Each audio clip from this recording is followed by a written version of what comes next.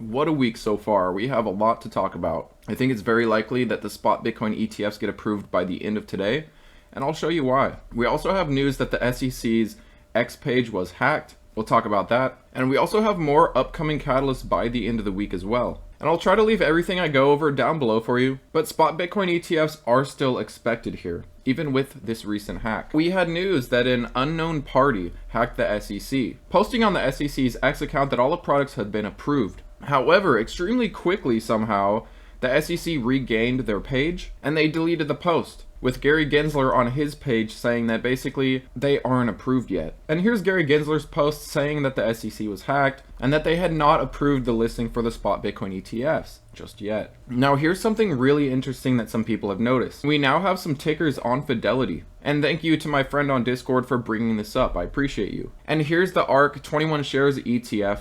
ARKB is the ticker, and it says on the SEC's own site that it was accepted 1/10 in January today. So I personally think these are getting approved. We already have Bitcoin futures ETFs, and as Congress said to SEC and Gary, why do we have a product like that but spot Bitcoin ETFs keep getting denied? I do personally think approval is inevitable, and we're talking about people that have a lot of money here. They have the means to sway the SEC even. Now I'm wondering what you think. First off, do you think these spot Bitcoin ETFs will be approved? There are a lot of signs pointing to yes. And also, do you think there will be ramifications for the SEC's Twitter page, X page getting hacked? Are heads going to roll? Now, it's very possible that the CFTC potentially ends up being the people that investigate the SEC. But you know, they're all in cahoots together. I believe personally that they're going to protect each other. And I find it unlikely that anyone is going to reap any kind of consequences for leaking out their information, for somehow getting hacked. I personally would argue that they probably didn't get hacked and there was some kind of miscommunication along the lines. But who knows? In the end, we probably will never know what really happened here.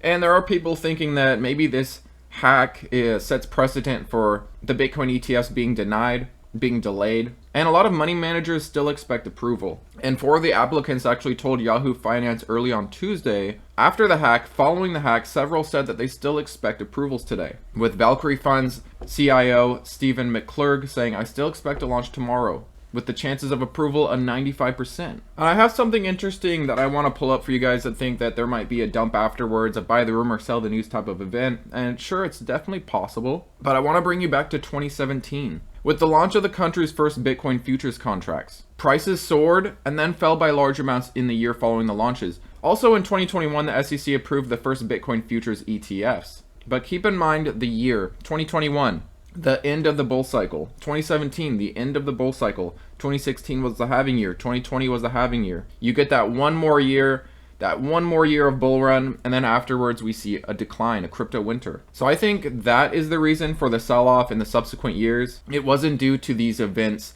being approved. It wasn't due to Bitcoin's future ETFs. It was all based on the Bitcoin cycle.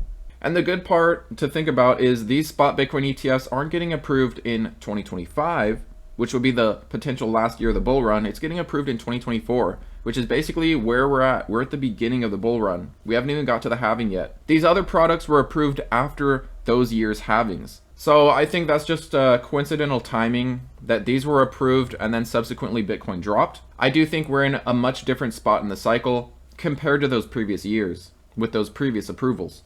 But let me know what you guys think about what's going on. It's definitely been an insane week so far, and it is going to get crazier in my opinion. We have PPI coming up and CPI. CPI is coming out on the 11th with PPI coming out on the 12th. So the end of this week will be a pretty volatile week probably. This is going to set the tone for the upcoming Fed meeting. Hopefully we see CPI get into the 2s finally. And as for PPI, it's been right around the 1% area. We did have a month back towards summer where it was nearly deflationary, a 0.2% read. So keep an eye on upcoming PPI and CPI data. I do expect it to move the market. Now also, I want to quickly touch on Sphere 3D. The 250 area will be an important one to watch. It does look like we tried to maintain support there. If we break it, I do think a gap fill is coming down towards the 2s, but I would keep a close eye on the 250. You can see throughout recent history that has been a strong resistance. We saw it as a resistance back in 2022 before we broke out of it and it became a support.